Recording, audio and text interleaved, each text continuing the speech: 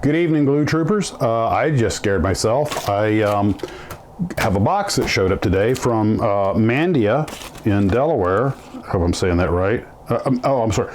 Manoia? I'm sorry, I'm butchering that, I'm sure. And I slid it open, and it turned out it was an envelope on top. I was like, oh no, I cut something in half. But fortunately, the envelope was just used as an address, as a label. There was nothing in it. Whew. Okay. Well, let's see what's in the box from, try this one more time, try not to butcher it, Manoia. Thank you. So, here we go, here's a note.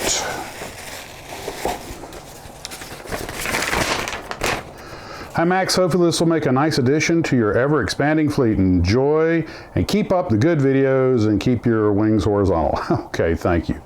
And I think that's Steve. Regards, Steve. Okay. Aha. To go with the book, The Lightning Boys, the Bach Lightning. Awesome machine, awesome kit. This is from Sword, and I don't believe I've ever built a Sword kit. So that will be educational and interesting, and an airplane that I definitely do not have in my collection. All right, that's, I don't want to look like I'm greedy. Is there more in there? Dig, dig, look for more. Aha, is there more? Nope, that's it. And that is plenty, and I am extremely grateful, and now I get to pick all these popcorns up. So you guys had better thought that was funny, because I'm going to be sweeping up here for 10 minutes cleaning this mess up. So anyway, I know, I'm still digging. I just want to make sure. I'm going to feel like a total putz if I leave something in there. So, speaking of feeling like a putz, I kind of made a little bit of a pig's breakfast out of the Camaro, the kit in the car. As you can see, I'm in the process of, I think I'm salvaging them okay, but what should have been a couple of the easiest builds. Well, I'll tell you what, I'm supposed to do a daily walk for my hip and everything, and today was just a magnificent day, so I decided to take my little Osmo, little automatic balancing device, and my cell phone, and just chat with you guys while I was walking. You know, do something different. Beautiful sunset walk here in sunny Florida, which was really sunny today. And so let me explain as I walk. Let me introduce you to 5 p.m. Max. Well, hello, Glue Troopers. I am out here doing my daily walk, which I've been guilty about not doing every day. And it's such a glorious day down here in Florida, not a cloud in the sky. Breezy, just cool but not cold. So I thought I would talk about a few things in a slightly different setting. I had to get out of the tarp as the fumes are getting to me. For starters,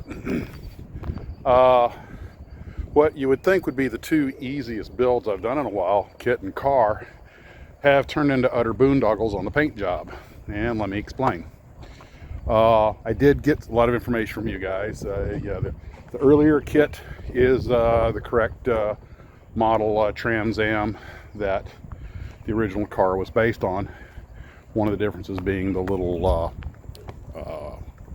cooling, I don't know if they're real or if they're faux, but the little cooling vents behind the wheels. I'm using my little Osmo to film here, but I have to change hands from time to time.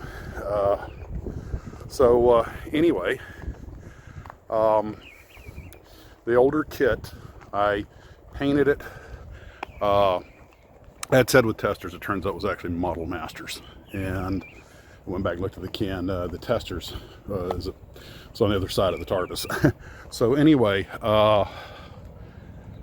it actually, I talked about how the first one had a bit of an orange peel to it, but that wasn't really the big problem. The second coat pretty much filled that in, and it's a reasonably heavy coat because I wanted to make sure it could fill it in, and it looked okay, nice gloss black, but I found some pretty noticeable blemishes on the nose of the car, and I thought the paint had bubbled.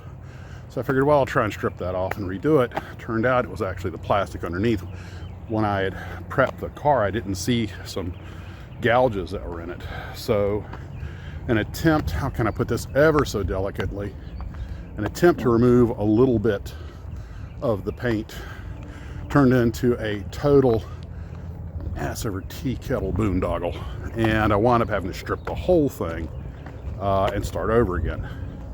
And this time I used some brush on black gloss acrylic I've used that I've had real good luck with, and looked a lot better. But even after sanding and anything, a lot of the blemishes were still showing through. You know, you think you've got them sanded down and everything, and then you put the paint on it and they show really badly. Oh God. I tried using sealer on them, sanding them again, and fortunately the paint is so glossy that from a very short distance away you don't really notice it. It's when you get in close, like say when you're taking a photograph, that it really becomes obvious. So I'm afraid of messing it up worse if I try to strip it again.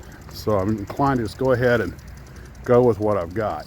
And I got started on the other one, which is the older unit is going to be kit, and the newer model, I gotta be careful about saying kit, the newer model will be car. And so don't want to blind you guys. We got a heck of a sunset here today. Woo, that's just beautiful. So I got the chrome, the silver. I use chrome because I think it'll pop better. I'm not going for hyper realism here. I'm just, this is inspired by the show and everything. I am going to paint the inside of a kit leather, because people tend to forget it had a brown interior, which someone reminded me of today, and thank you for that. So I'm going to take one of the figures that I have from Immense Miniatures, and I'm going to make a Hasselhoff out of it. So the plan for is a little diorama of the two cars going at each other, with the Hoff outside, kind of like, running for one car, some sort of little action, or go get him kit or whatever, something like that. I thought about cutting the figure up and putting him in the car, but I don't know. I think it just looked a little better if he's outside. I know in their famous final scene, which I went and watched on YouTube, Michael's actually in the car, but this is, again, just, this is a fun inspiration thing. So that's pretty much where that's at. I'll since I won't air this until, I better put this over here. I'm going to blind you guys. So what was I about to say? Oh yeah. Tonight's show will, which this will be in, I'll probably share the progress I've made, and I really thought this was going to be super easy, no sweat, and it just turned into the biggest mess. As soon as I saw those blemishes, I was like, give it a couple of days to harden, sand it down, repaint it. But no, I can just strip that right now. And it's when you try to fix your mess, that's when you make an even bigger mess. So enough about the cars. That's where that's at. Now, on the Waddell Williams, there's on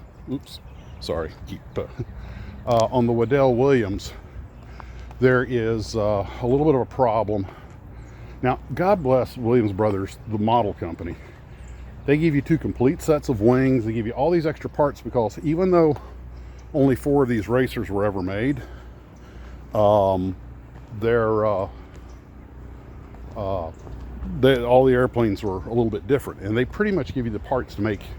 And the differences are subtle, but they've got them in there, you know, for this one, put these parts on, for this one, use this landing gear, this one has a different. So they give you 2 complete sets of landing gears, one from the original airplane and one from the later 2 variants, the Roscoe Turner plane. And now, I'd said I was going to make it Roscoe Turner's Gilmore, but I ran into, yet again, as often is the case, an unexpected little problem.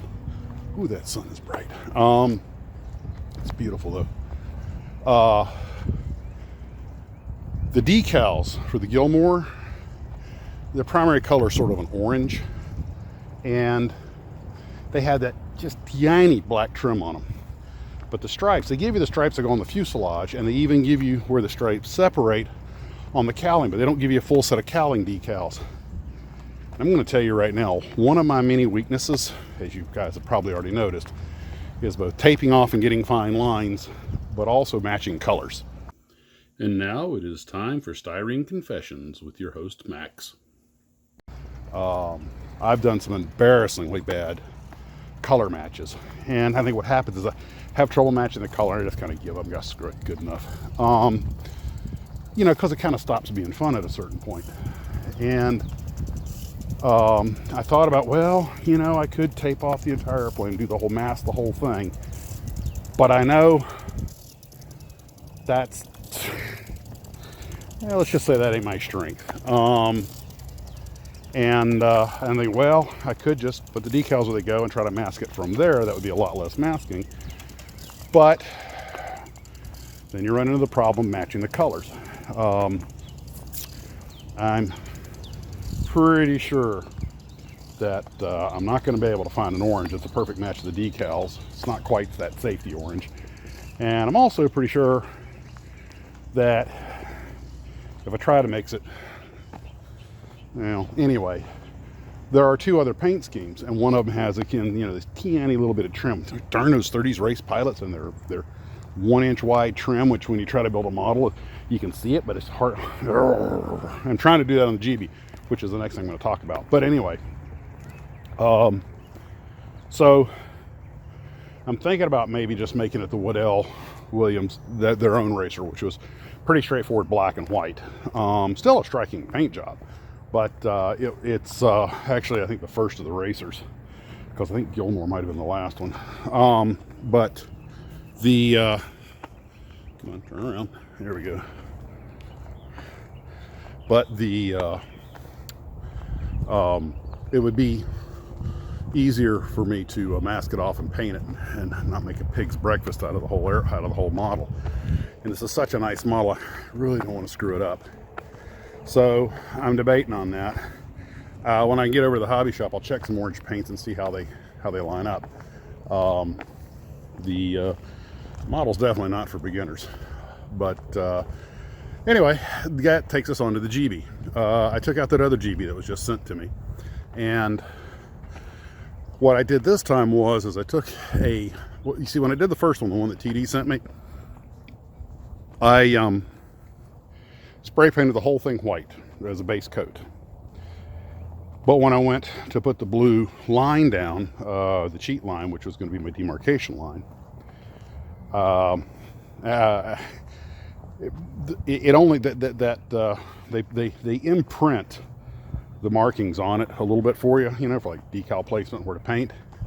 The problem is that it's very, very lightly done, so it doesn't mess up the model. As a result, it only took that somewhat heavy base white coat to completely obliterate it, so I was kind of working blind. So this time, by putting the blue lines down first, I could put the white primer coat, base coat over it, but the line will still show through well enough that it'll give me a point to mask it and cut it, and then I can hit it with the red paint, and then of course come up afterwards and clean up the blue. Well, that's the plan anyway. But actually what I'll probably do is lay the white base coat and then remark the blue, because I should be able to see through the white base coat, and then tape it and mark it, and that way that blue that I put on there should suffice as the cheat line, and I can etch it off an X-Acto knife very finely. So looking for better things. So anyway, that's the plan, and that's what we're at right now, and I will return you to your regular after-hours show at this time. Thanks for watching. Well, that pretty much brings you up to date on that, but here are some pictures of the way the cars look now. I managed to make a reasonably presentable model out of each of them, so thus far I'm not real happy with the quality of my work on it.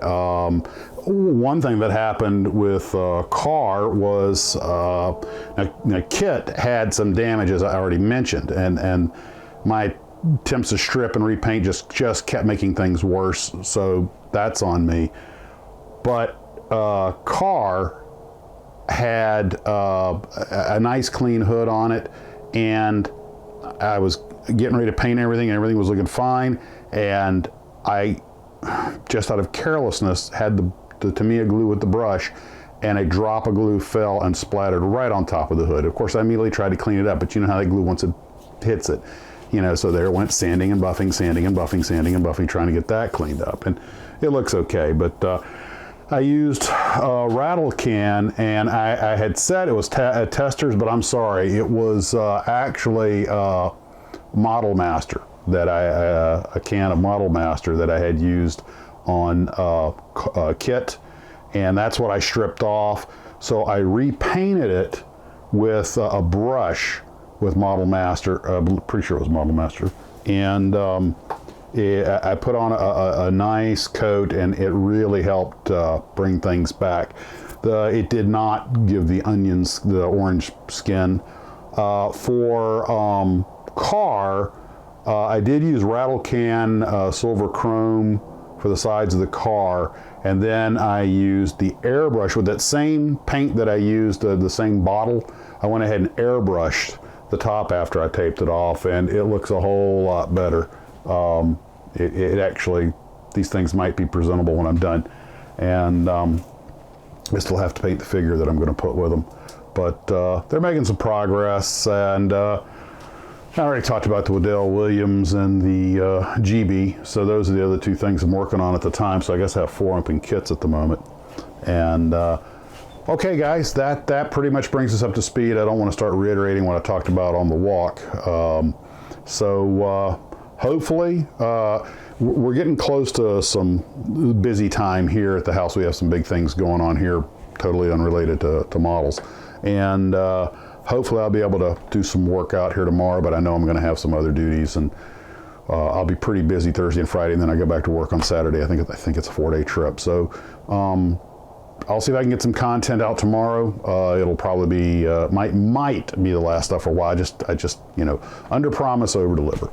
And other than that, guys, you take care, you have a wonderful evening, and model on.